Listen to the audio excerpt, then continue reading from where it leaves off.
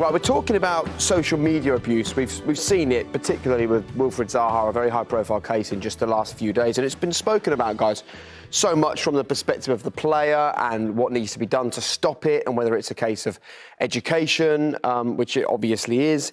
But I want to kind of get an understanding of what it's like from the perspective of all of you, because I guess all of you were playing football. I'll come to you first, Rob.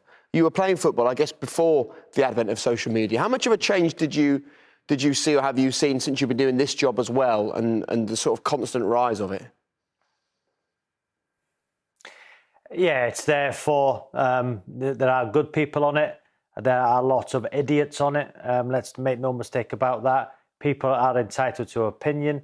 But I've seen it, Jake, and it now becomes the abuse I receive. You know, if I do a commentary, it's my opinion.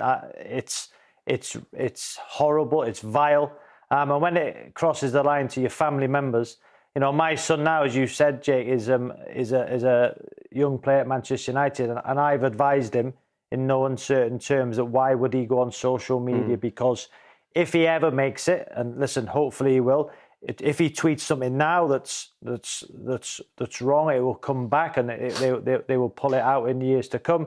Why would you want to be on social media now as a young player when everybody's looking at you to make mistakes, to do stuff? So I would advise him not to go on it. I don't know, you know, I know Real's got his agency, and I don't know what he advises the young players. But for my son, I would say stay away with it. For me, it's important in my job, you know, to tweet about successful podcasts I've done, award-winning ones, newspaper columns. Robbie, just touching on something that you mentioned there, Robbie, is when you tell your kids not to go on social media, etc. Yeah. But then they become the minority. They become the kids that are left out because all the other kids are doing it. They're all on it. It's like a news feed now. It's where all of the stuff goes down. And if they're not up to speed with that, what conversations are they part of?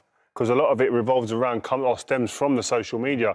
It's just about being responsible. And Robbie said, I'm involved in an agency with management company of young players and experienced players. And it's about educating them in the pitfalls, in that what you do at 14, 15, 16, 17 years old can come back to bite you later on in your career. When you become a star or in the public eye, there will be people rummaging through what you've done previously. And that's a worry and that's a concern. But again, you have to be thick-skinned. If you're going to go on social media, be very aware that you're going to get criticised. There's going to be people that are very vindictive, sometimes borderline evil on there, and you've got to have thick skin to be able to deal with that. And that's a problem. It's a big concern, but you would like to think that the powers that be, the people that run these social media platforms, do actually put some guidelines down and put things in place to protect a lot of the players that come on there.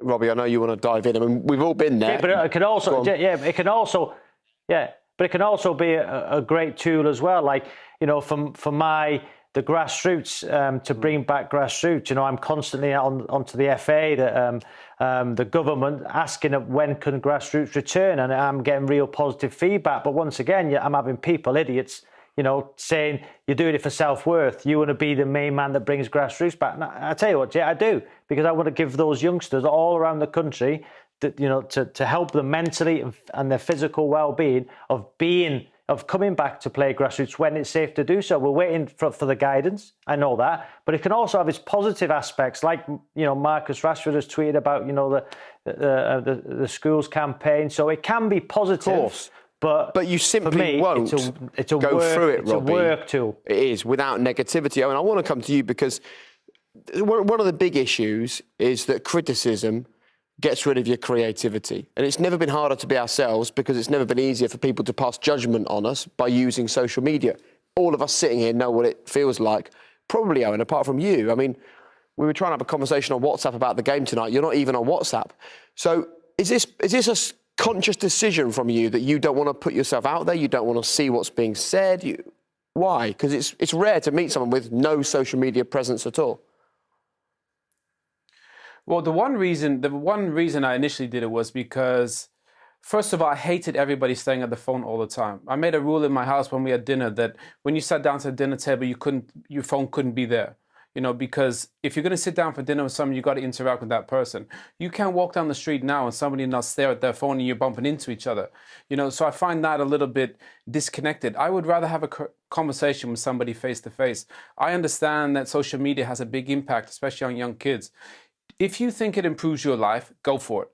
I've seen a lot of people that I work with that I know, I've seen it affect them negatively, you know? So in that sense, when I pick up my phone, do I want to see somebody abusing me? No. I want to see my family send me a message saying, I miss you, I love you.